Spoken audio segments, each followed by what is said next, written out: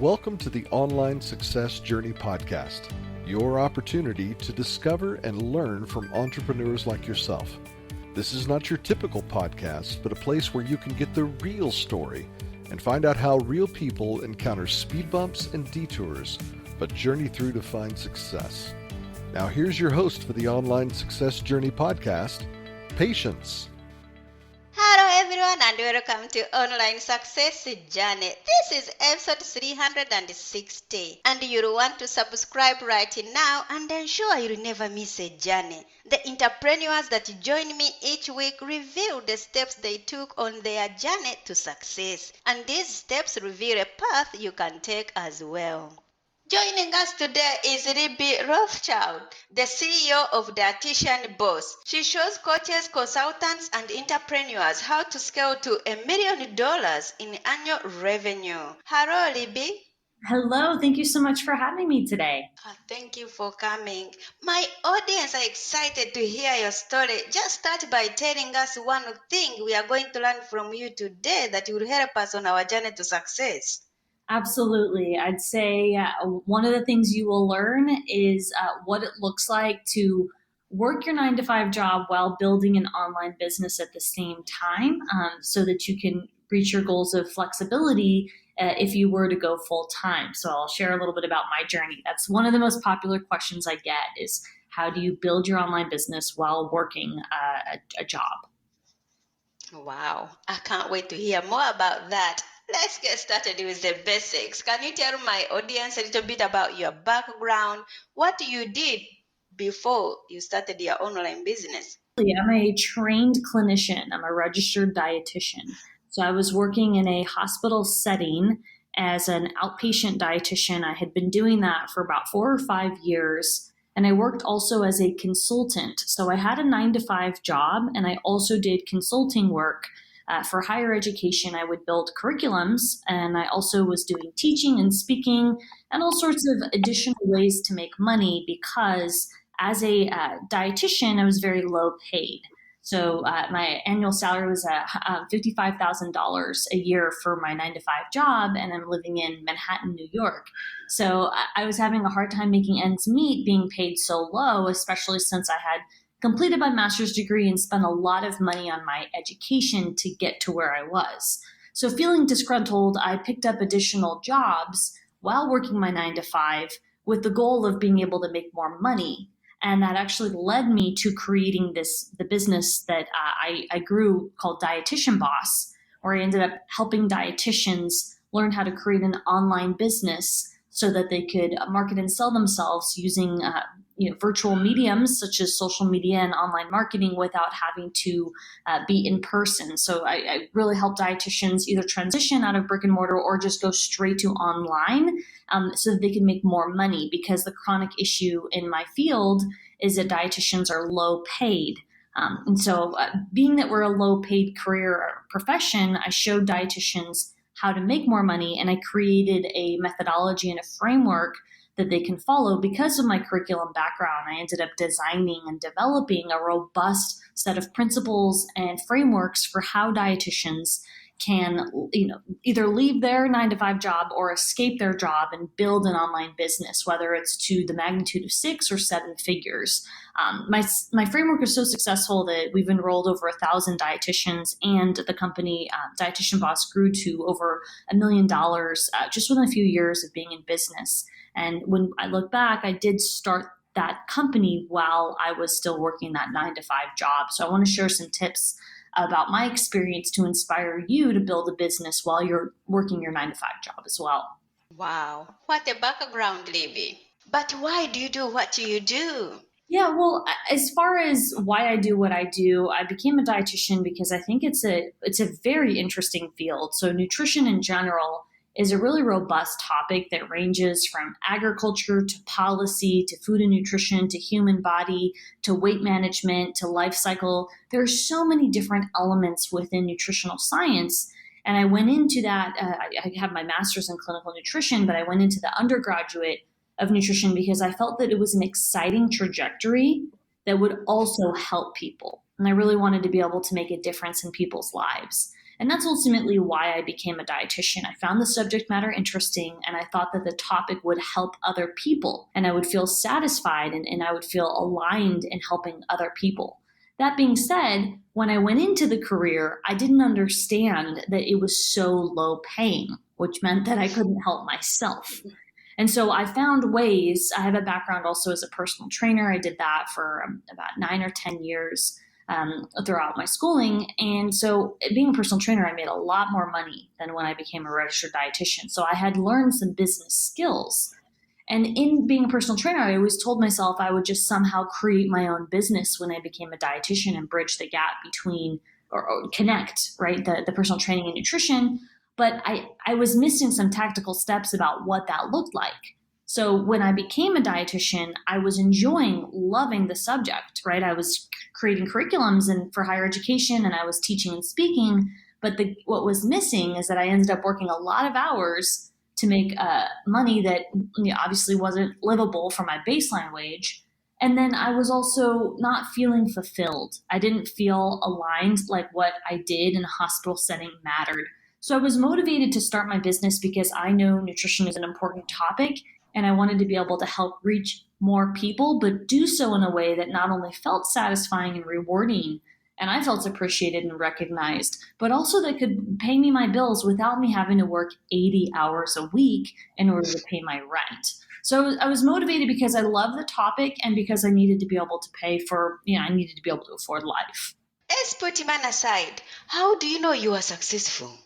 Yeah, so when I first started my business, and keep in mind that I had a background, so I was a personal trainer before I became a registered dietitian. And as a personal trainer, I also worked independently. So I had accumulated experience in working with people and talking to people. And I have that skill of being able, I've spent a lot of time working on my people skills. So I was able to identify and become self-aware, which is an important pillar of entrepreneurship, was able to identify what I'm good at. And so given that I'm good at building relationships, I had taken that skill, and when I had looked for opportunities, I found opportunities in finding additional work. And in finding additional work like consulting and when I was working in private practice as a consultant, I was motivated to share that online because I thought I would share my story and find other clinicians like me who were looking for higher paying work and looking to feel more alignment. So I found success. I'm just giving you a backstory. I found success because when I decided to show up on Instagram, when I started my business, only about 4, almost 5 years ago, I showed up on Instagram and shared my journey I just documented my life. I am a registered dietitian making extra money doing this consulting work because nutrition matters. I had accumulated a following on Instagram, and I had people asking me if they could pay me and I could help them make money too, because they had no idea that they could find consulting work in their hospital and in their communities. And so in helping others make money, I had immediate success. I made $1,000 within my first month of being on social media just by sharing my story. But it's because I was solving a problem. And the problem is that the chosen market that I had first found a relationship with, dietitians, they were underserved. And so being that they're underserved, they had a big problem that they were willing to pay for. And that's in business, you have to identify a problem and find a way to solve it. And that's what I did. So I found success very fast because I was solving a problem that people really struggled with. And that's that they were not paid enough and they did not feel like they mattered. So I shared that I related to them. I showed them how I did it. And then they paid me so that I could show them how they could do it. I had a lot of success. I ended up creating my first online course because I had created over 70 courses in person, but I had never created an online course. So the first online course I created was to help dietitians make money. And that course within its first 6 months had replaced my clinical salary from an entire year. So at that point, between the course's success and dietitians asking me to pay them so I could coach them to make money, I ended up quitting my job and making Dietitian Boss full time. So I had found success early on because I had immediately solved a problem that people were willing to pay for. And I knew that I could continue to run with my idea because I was getting a lot of traction. Wow. Thank you for sharing. Tell my audience about the magic moment, the day it suddenly all went right for you. There was a lot of magic moments. I think that I would have to break that down to which stage of my journey, because at this point I've got a team of, I want to say like 8 or 10 people, right? So we've got a core staff and then we have some supporting staff as well. And so I'm in a different phase right now in my business where I'm able to have the business run not completely without me, but it runs very well without me being the core person. I am not the only person that operates the business. I have a director, I have coaches, I have support staff, customer service, virtual assistants, etc., sales associates. And because I have support, I'm able to reach those moments and milestones now that are different than when I first started, which is beautiful. But if I were to say, how did I get there? Some moments and milestones that were really important were when I had started setting goals and saying that I want to reach this amount, whether it's a dollar amount. Let's just go with a dollar amount in business. I want to reach an $8,000 month. I would map out what I wanted to do, and then I would break down the steps that I needed to take to get there.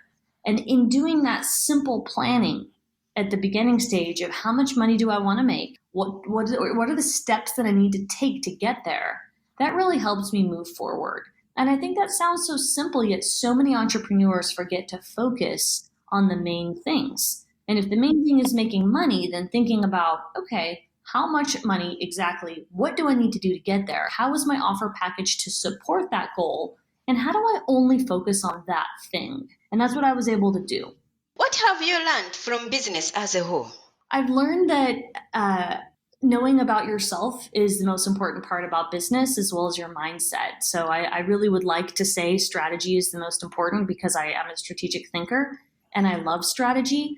But the reality is that if we're looking at a pyramid, the bottom of the pyramid, the base, the most essential skill that any successful entrepreneur needs is to have a good attitude. And we get a good attitude and we develop a great attitude when we're able to learn more about ourselves, because we process things differently. Some of us are more introverted. Some of us are more extroverted. Some of us, have different learning styles and communicate with people in different ways and different cultural aspects. So understanding how you interact with the world, and the more you can practice assertive communication and set boundaries and understand what that even means, the more likely that you'll be laying down those building blocks for a strong, successful, long lifespan in business. Tell us what people forget about leveraging social media. Yeah, I think that people, the number one mistake people make is not using social media, for sure. So social media is how we communicate, and it's how people are looking for solutions for their answers. They're looking for community. So needing a presence on social media is a non-negotiable. So the number one mistake is that people aren't using social media. The number two mistake is that we're not consistently posting enough on social media.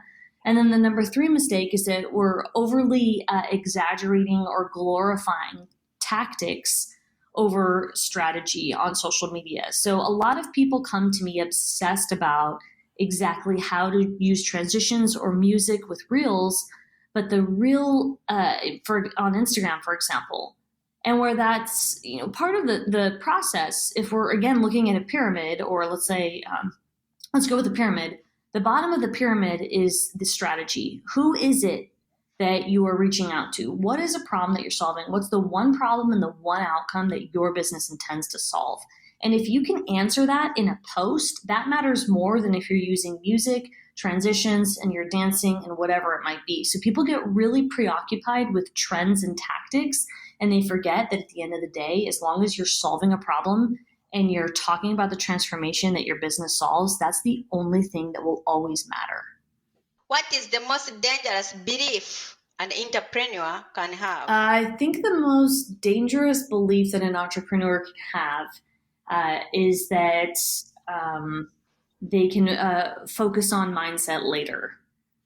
Let's go with that one, because again, to go back to mindset, if we're talking about a pyramid, and I know this is a podcast, so I'm going to ask y'all to put on your visual hat. I'm very visual, obviously, because I'm talking about illustrations.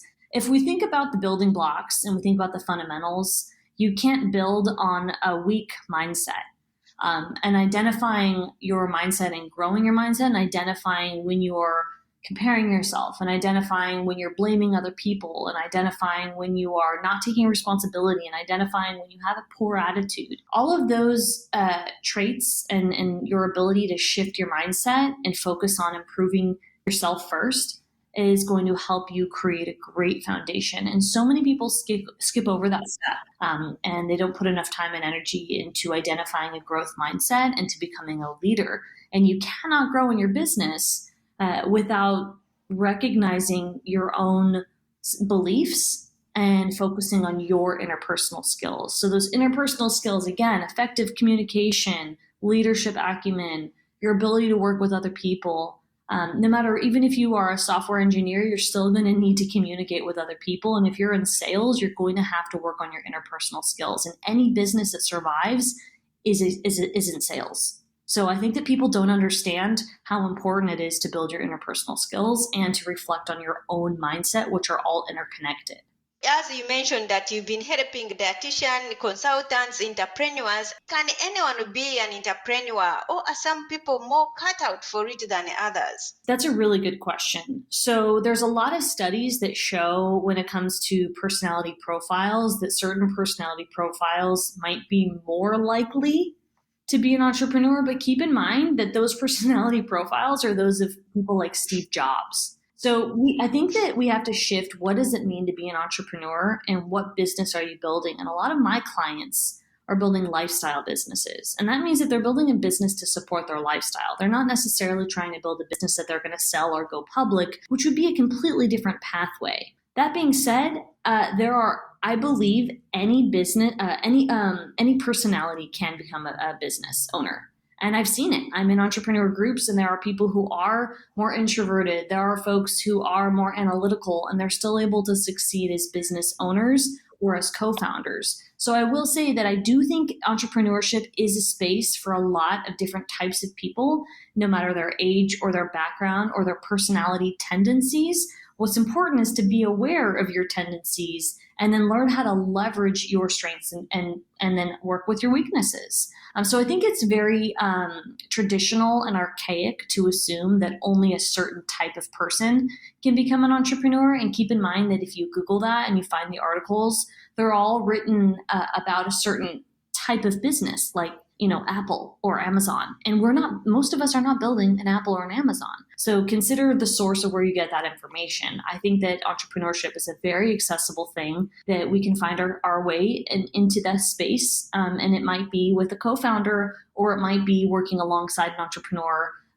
But there's definitely room for many different types of people. If you could rerun the first year of your business, what would you definitely know to do? Yeah, that's a great question. If I were to go over my first year in business, I think that I would have probably taken more breaks and practiced more meditation and taken some more time away from business. There's a law of diminishing return, and it's a law of time management, and it's a very complex law that there's a point where no matter how many inputs you are putting into a process, it's not going to make a difference. So if you're, let's say you might need to work 40 hours at a job and you think you need to work 60, that point of diminishing return might be at the 40 hours. And I think as entrepreneurs, especially when we're newer, we overdo things, we're perfectionists, we don't give ourselves enough rest and time. And if you are able to stop yourself and practice balance and time management, you will actually prevent burnout and help preserve your energy, and you'll be in an even better mental and emotional shape the next day. And again, that goes back to self-awareness. You can't do that unless if you're identifying your patterns and you're focusing on your mindset. What is the most valuable thing you have ever given away? The most valuable thing I've ever given away is my proprietary process. It's called the Dietitian Boss method. I created a framework. It's a maturity model to help business owners. And the first market I entered was registered dietitians. And I help them start a business from zero. So go from 0 to 6 figures using online marketing, and then go from 6 figures to 7 figures also using online marketing. And that model is based on principles of my framework, and it's based on a complex matrix where I'm able to evaluate and use diagnostic tools to help support the journey of a person, an entrepreneur who is looking to create a lifestyle business leveraging the internet. And I've been able to have a lot of success with the model. And the model is something that I have now been able to trademark other similar spaces like doctors and other healthcare professionals, so that I can use the model into other what's called verticals, meaning other similar markets. And I'll be able to test and be able to support other people in other industries as well with how I've been able to help and find success with my industry. The first, people that I tested the model on, which are registered dietitians. Tell us how to grow $1 million while working a 9-to-5. Well, it goes back to what I mentioned. There's two or three things, really, if you were to keep it simple. Number one would be time management. So I mentioned the point of diminishing return. So you're only focusing on something until you need to, and then not anymore. So a lot of us overdo things. So we only do what's needed. So that's a time management law. And the second element would be planning. So for me, I said, I'm going to make this amount of money. This is how I'm going to do it. And I increased my pricing. And I ended up charging $3,000 a month for coaching. And I said, if you pay me this rate, then I'll coach you. So I created demand, and I decreased the supply. So I increased demand and decreased the supply. It's basic economics. So I was able to increase my sales because I was able to manage or selling at a really high price point. So, and then the other piece after planning and applying laws of economics and time management would be focus. So one of my best skills is that I'm able to focus on one thing at a time and master that thing until I hit the next thing. And I have learned through my model and working with thousands of people and various members of my team that most people are not able to do that. So focus means you have one overarching goal, and your efforts and inputs are all supported to reach that specific goal. And my goal was to reach $1 million. Now, I didn't have 12 goals at once. I didn't have 3 goals at once. I didn't have 2 goals at once. I had one goal. And I was able to reverse engineer how many programs I needed to sell, at what price point, what my average conversion rates needed to be for sales, how I could leverage other people and train and empower them to support me to reach that goal. And then I did the thing. Wow, thank you. What is one thing that has contributed to your success? I would probably say focus. My ability to focus on one thing and one goal at a time. And most people struggle with that. I can say, especially in the lifestyle business area, which is what I help people with, right? You're creating a business to support your lifestyle. A lot of entrepreneurs want to create $1 million business or create 6 figures while they're also only working 20 hours a week. And that is not setting one goal at a time. So those are 2 really big goals. And typically you would have one of those goals at a time. So it might mean it takes you several years to hit 6 figures. And then the next goal would be to taper down to less working hours per week. Or maybe you reverse that and you say, you know what, I'm going to take as long as I need. I'm going to take 10 years or 5 years to create a 6-figure business. And I'm going to do it within the parameters of a 20-hour work week because whatever your reasons are, you've got a family, you've got a job, you want to be able, it's just, it's a personal thing. So if you're able to focus on one overarching goal at a time, that's going to help you focus. And if you are creating several goals at one time, then you will become burnt out. Let's talk about your business. Tell us more about it and who can join it. Yeah, well, in addition to supporting registered dietitians, I've been able to also use the model on non-dietitians. So those of you that are not even in healthcare, but if you're looking to grow your business from 0 all the way to 7 figures, I have a course on Instagram specifically. I also I offer coaching. I offer one-off consults, and then I do offer long-term packages with those who'd be a good fit. So you can put my link in the description as a bit.ly link. You can also check out LibbyRothschild.com for more information about that. I've also got a free guide to help you with caption writing on Instagram, and again, how you can use Instagram to support your strategy, not necessarily the tactics, so that you can start getting clients and reaching your goals. And how can we connect with you? Yeah, you can connect with me on Instagram. So my business, Dietitian Boss, or my personal, I'm at Libby Rothschild, and you can also go to LibbyRothschild.com. Thank you. There will be more from Libby in a moment. If you are listening to this on a podcasting platform and you are encouraged by Libby's journey, please go to our website at onlinesuccessjourney.com. In addition to the amazing free content, you can work direct with me. Check out my course, Success: How to Set Goals and Double Your Productivity, a course for achieving success in work and life, when you visit onlinesuccessjourney.com. The site has a ton of audio clips from hundreds of successful entrepreneur guests' journeys, all there to help you find the path to your own online success journey. Check it out. That's onlinesuccessjourney.com. Now, Libby, I would love for you to share more with my audience if you are up for it. Absolutely. Thank you. What grounds you?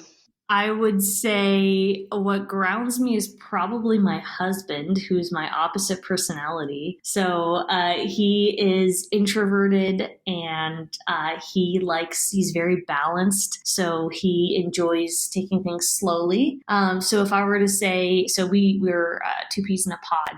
So if I were to explain that without using a person, I would say what grounds me is the ability to find balance within whatever work I'm doing, which is one of the values of my company. So what that could look like is participating in hobbies. So I'm an artist, also traveling. So my husband and I go on several trips a year. And we like to explore new places and see new things, which is made very possible in an online business. So I would say doing things that are allowing me to take a break from all of my my business frameworks and my business life, so that I can return refreshed. So I'm very grounded by having hobbies and doing things outside of business. I'm also really grounded by talking to people. I love people. In your business, do you have a mentor or a coach yourself? Yeah, I do. So I'm a part of several organizations, including Entrepreneurs Organization, which is a peer group. I've completed several scholarships like Goldman Sachs 10,000 Small Business. Coaching, I've always had a coach. And right now, since I work with I've got a director of operations. She and I grow together. So we do coaching together. So right now we're participating in a program to help us support our leadership capacity together to then support the team. So I'm a big fan. I'm always taking mentorship programs or working with a coach. And now it's coaching with me and my leadership team. What is the most valuable thing your mentors or your coaches has told you?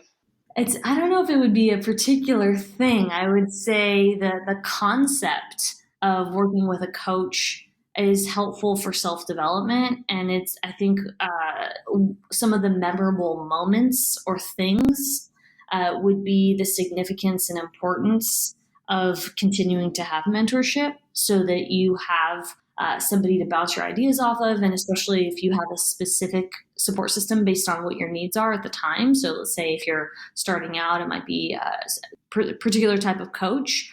It can be really helpful in general to always have somebody who's achieved something that you want, or who understands where you're going, and they're able to provide you with insights and structure to get to that next point. So I think it's really important to have people that can support you, and it's important to have a process to follow to then support your mindset. So I don't know if I'd say a particular thing. I would just say it's a habit, and as a habit, all the most successful people who are able to build things that they're proud of, they all have mentorship. So mentorship as a common denominator is what successful people do, whether it's peer-to-peer or whether they're hiring a coach or a combination like what I do. It's just part of my life. It's a non-negotiable. What is one thing no one knows about you? I don't know if I'd say nobody knows this, but I'm not a big fan of TV, or I don't like movies. They just take too long, and I appreciate the artistry, but I just don't have the patience to sit through a movie. If your business was down to its last $100, how would you invest it? I would invest it in software for automation, for an automated scheduling link, so that I could get people, automations are the future, and it would promote using the internet. So I would probably split the money between automated software, which is well, actually they have a free version, but if you have multiple calendars, then there's a cost. So let's assume that there's a cost associated. I would split the $100 between the automated software to make sure that I have an automated sales process to some extent, because that's important. And then I would use the rest of the money to probably take somebody out to lunch to build a relationship. And then that would help me promote and leverage that automated sales tool that I would make sure I'm using calls to action and promoting myself to get people to book a call with me so that I could sell them into my services. What is the best business book you have ever read? Mindset by Carol Dweck. If you are going to keep a note to yourself in your handbag every day, what would be written on it? I would have all of the values of my business on the note to make sure that I'm operating in alignment and that I am sharing those values with my team. And one of those values includes balance and the other one includes growth. So balance is a reminder to take time off, as I mentioned, that point of diminishing return. So to make sure to avoid burnout and enjoy hobbies and traveling. And the growth would be to always learn and have a growth-oriented mindset and be open and agile to what the world has to bring me. What is your next chapter? My next chapter is taking my my model, the Dietitian Boss method, and expanding into other similar markets so that I can help more people the way that I've impacted those in the field of nutrition. Do you feel like you succeeded or like you are only on the way? I feel like I'm only on the way. Wow, you left the 9-to-5 jobs. Surely you should be in between somewhere. Yeah, I mean, I guess that's part of my mindset is that always more to go. But yeah, I'm very, very grateful for what I've achieved, and I'm grateful for the mark I've left on the industry of dietetics, which is those in the field of nutrition, because I've truly impacted the field by not just creating a personal brand, but I created a proprietary process that will live beyond me. So I'm very proud of that, because no matter what happens to me, this process that I've created will live beyond me and help the field and help continue to create independent dietitians who can make money on their own and who have learned the skills and the processes and the tools to be able to create impact and feel aligned with their body of work. And that's really rewarding to me. So I'm really proud about that. Are you enjoying the journey? Oh, I love it. There's nothing else I'd rather do. Will you ever stop? Nope, definitely not. I think that I won't stop. I'll just find new projects. I'll find new ways to build, and I'll find, like I mentioned, I'll find new markets to enter with my model, and I'll find new opportunities. I mean, entrepreneurs are always looking for opportunities. So I will be finding new ways to either increase the customer lifetime value, so have my clients stay with me longer, or find new markets. But given that I'm already online and only 16% of businesses are fully remote, there's so much opportunity in leveraging an online business. So I'm really excited about continuing to leverage online modalities to help serve more people and create more profits. Remind us how we can join you. Yep, you can find me on my website, LibbyRothschild.com. You can find me on Instagram at Libby Rothschild. You can check out my business, Dietitian Boss. I'm also on YouTube. If you want to check out my channels, Dietitian Boss. I've got a podcast with over 500,000 downloads called Dietitian Boss. So I'm everywhere. If you search Dietitian Boss or Libby Rothschild, you will find me. Libby, it's been great to have you here to share your online success journey with us. Thank you so much for having me, Patience. It's been an absolute pleasure. You're welcome. Don't wait. Let's start the journey. Patience and Libby. This is not the end of the journey. We hope you've enjoyed listening to Patience and her guest and want you to know that there are hundreds of episodes available at onlinesuccessjourney.com. Patience would like to thank you for listening to the podcast, and she has a free gift for you on her website, including an audio compilation of her guests' best tips, uplifting stories, and even a bit of fun. Additionally, there are special clips of over 250 episodes that have never aired on the podcast and are only available to members of the Online Success Journey. Check the website and click on Join Now to get free and instant access. Of course, you know that listening to the journeys of others helps us each chart our own path. So make sure you're subscribed on the favorite platform you have to be notified as each new interview is posted. There are so many ways to stay connected to the Online Success Journey and listen in. And if you're enjoying the podcast, we appreciate your help in telling others. One of the best ways to share the benefit you get is to rate and review the podcast at Apple Podcasts and other sites. We appreciate your help, and your willingness to share the journey. One last thing.